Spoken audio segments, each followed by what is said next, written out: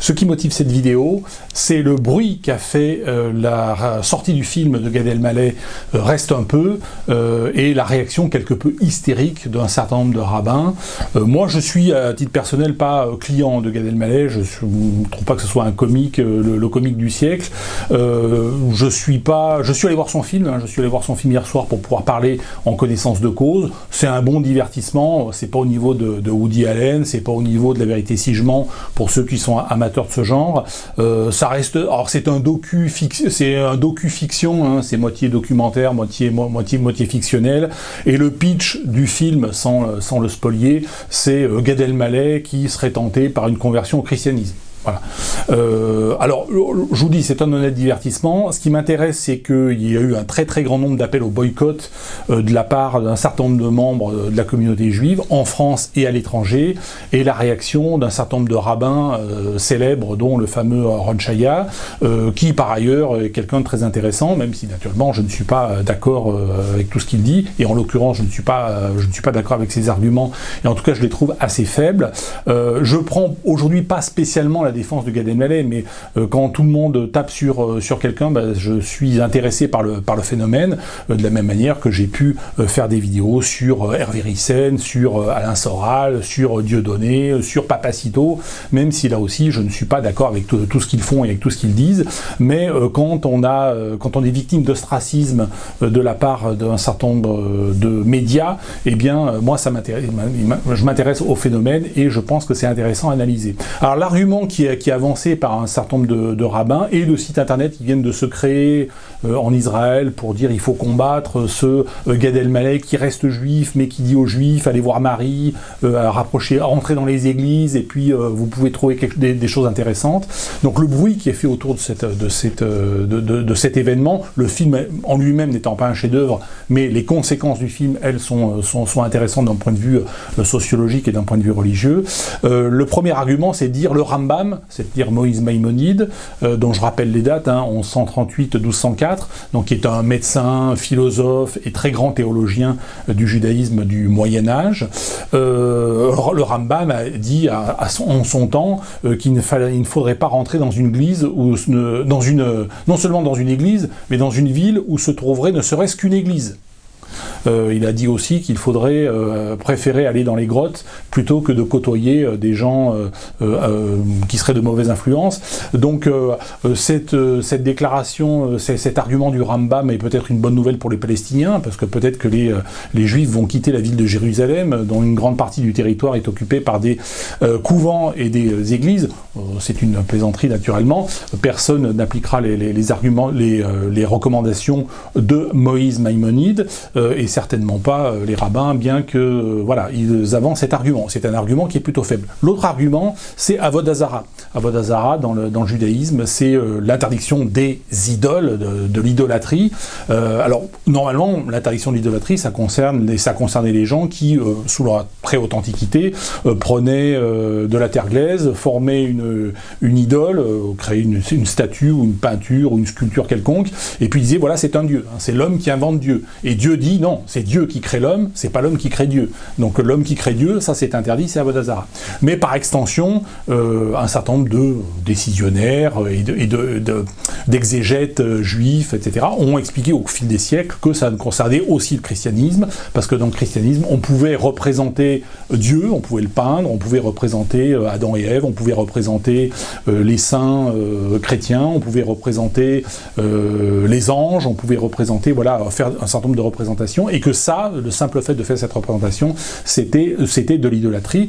C'est un peu malhonnête, parce que d'abord, il n'y a pas forcément des sculptures, ou des peintures, ou des mosaïques dans toutes les églises, donc c'est pas automatique. Si vous allez par contre dans un temple de Ganesh, en Inde, vous verrez systématiquement une sculpture ou une peinture de Ganesh. Si vous allez dans un temple de Shiva, vous verrez forcément une sculpture de Shiva. Si vous allez dans une église consacrée à Sainte Thérèse d'Avila, il n'y aura pas forcément une sculpture de Sainte Thérèse d'Avila.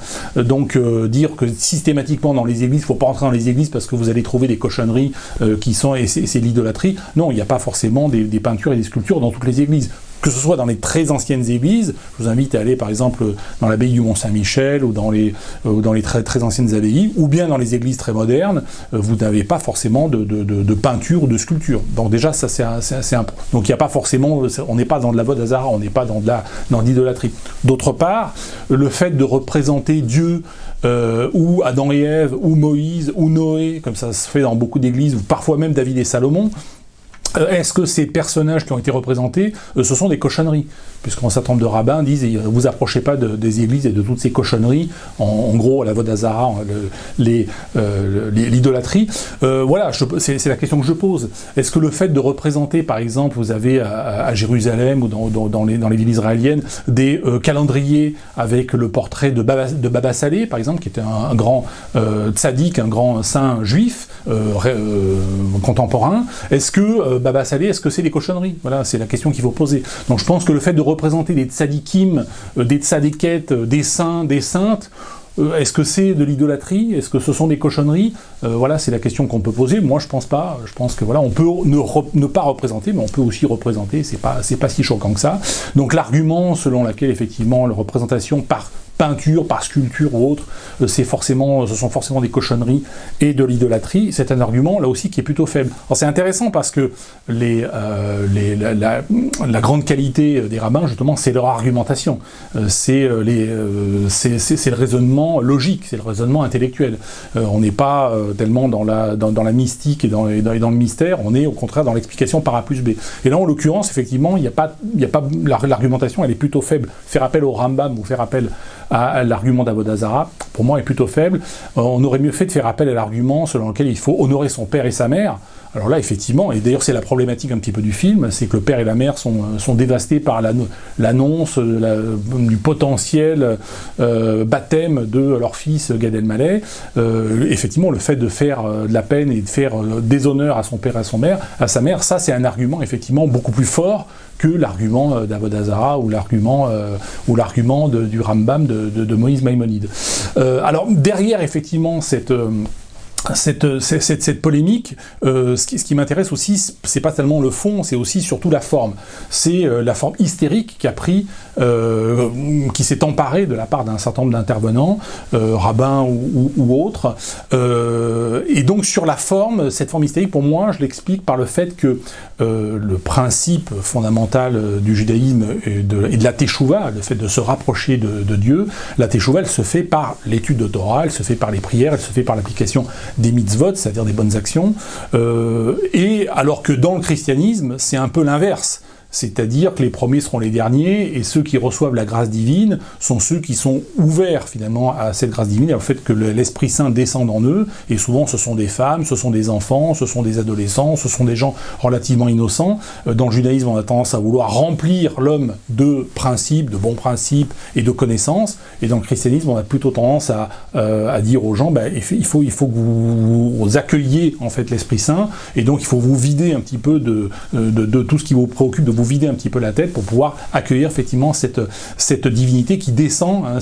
Dans le christianisme, c'est Dieu qui descend en l'homme, et dans le judaïsme, c'est un peu l'homme qui s'élève, qui fait teshuva et qui se rapproche de Dieu par les efforts de ce que je viens de dire, c'est-à-dire l'étude de Torah, les prières, l'application des mitzvot, qui sont difficiles. Donc les deux sont difficiles. Effectivement, la confiance en Dieu et l'innocence, c'est très difficile d'atteindre cette innocence, surtout quand on est à l'âge adulte, et l'étude de Torah est également très difficile. Mais la démarche est complètement inverse, et je pense qu'effectivement cette réaction un petit peu hystérique de la part d'un certain nombre de rabbinim, de rabbins, elle est liée à ça. Elle est liée au fait que ils ont peur qu'un certain nombre de juifs, tout en restant juifs, et je rappelle d'ailleurs l'épître aux Galates de Paul, qui dit: il n'y aura plus de Grecs, il n'y aura plus de Juifs, il n'y aura plus d'hommes, il n'y aura plus de femmes, il n'y aura plus de maîtres, il n'y aura plus d'esclaves, et tous seront unis en Christ. C'est-à-dire que, bien sûr, il y a toujours des Juifs, des Grecs, des hommes, des femmes, et des maîtres et des esclaves. Mais dans la religion, effectivement, il y a cette possibilité, effectivement, d'être sauvé